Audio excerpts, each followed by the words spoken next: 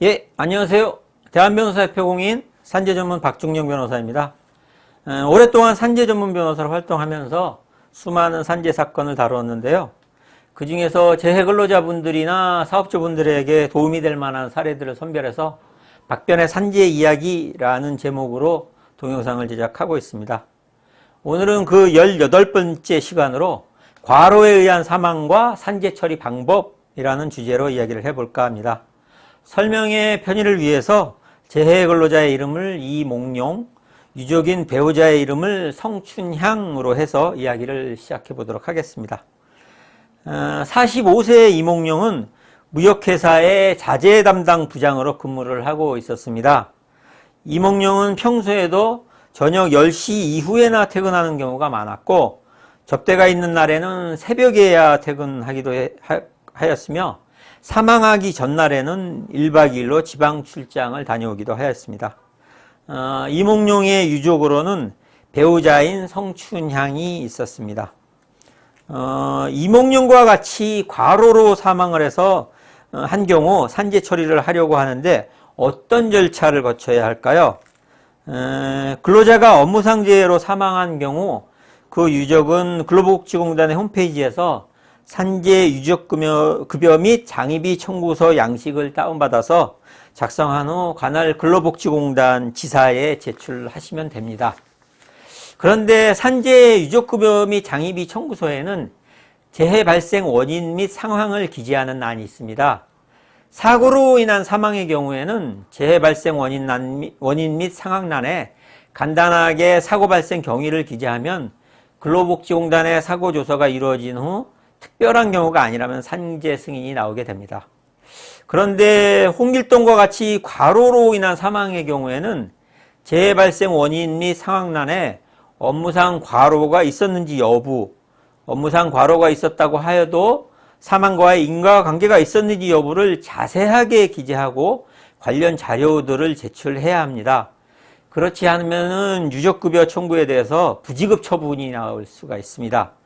따라서 일반 사고와 달리 과로로 인한 사망의 경우에는 반드시 전문가의 도움이 필요하며 공인노무사나 변호사에게 의뢰해서 사건을 진행하시는 것이 좋습니다. 그러면 어느 정도의 과로가 있어야 산재가 인정될까요? 산업재해보상법 시행령에는 과로를 크게 세 가지로 나눠서 첫째, 만성적인 과중한 업무에 의한 과로, 둘째, 단기간 동안 업무상 부담이 증가한 과로, 셋째, 돌발 상황 또는 급격한 작업 환경의 변화에 따른 과로의 세 가지로 구분합니다. 따라서 위 세 가지 과로 상황 중에서 하나에 해당되어야 산재가 인정됩니다. 그 중에서 첫째, 만성적인 과중한 업무에 의한 과로란 발병 전 3개월 이상 연속적으로 일상적인 업무에 비해 과중한 육체적, 정신적 부담을 발생시켰다고 인정되는 업무적 요인이 객관적으로 확인되는 상태를 말합니다. 보통 일주 평균 근로시간이 60시간 이상이 되는 경우 만성적인 과로를 인정합니다.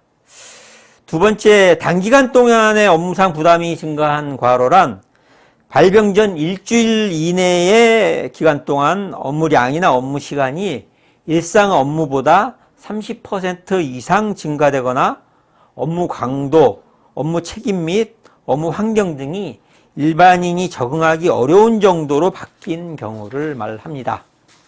마지막으로 셋째, 돌발 상황 또는 급격한 작업 환경의 변화에 따른 과로란 발병 전 24시간 이내에 업무와 관련된 돌발적이고 예측 곤란한 사건의 발생과 급격한 업무 환경의 변화로 뇌혈관 또는 심장혈관의 병변 등이 그 자연 경과를 넘어 급격하고 뚜렷하게 악화된 경우를 말합니다.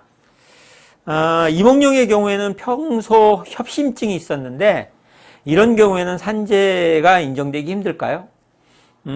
기존 질병이 있었고 사망의 원인이 기존 질병과 관련이 있는 경우 과로가 인정된다고 해도 인과관계가 인정되지 않아서 산재 불승인이 나오는 사례가 많이 있습니다. 그렇다고 하더라도 기전 질환이 있었다는 이유만으로 무조건 인과관계가 부정되는 것은 아니고 업무상의 과로나 스트레스가 질병의 주된 발생 원인에 겹쳐서 유발되거나 악화된 경우라면 인과관계를 인정할 수 있다고 하는 판례들이 있습니다. 또한 평소에 정상적인 근무가 가능한 기초질병이나 기존질병이 직무의 과중 등이 원인이 돼서 자연적인 진행 속도 이상으로 급격하게 악화된 경우에도 인과관계를 인정하고, 인과관계는 보통 평균인이 아니라 당해 사망 근로자의 건강과 신체 조건을 기준으로 판단하게 됩니다. 지금까지 과로에 의한 사망과 산재 처리 방법이라는 주제로 이야기를 해보았습니다. 과로에 의한 사망사고 시 산재 처리 절차와 관련해서 추가적으로 궁금하신 점 있으시면 상담 전화로 전화 주시기 바랍니다. 더 자세하게 상담해 드리도록 하겠습니다. 오늘은 여기까지입니다. 감사합니다.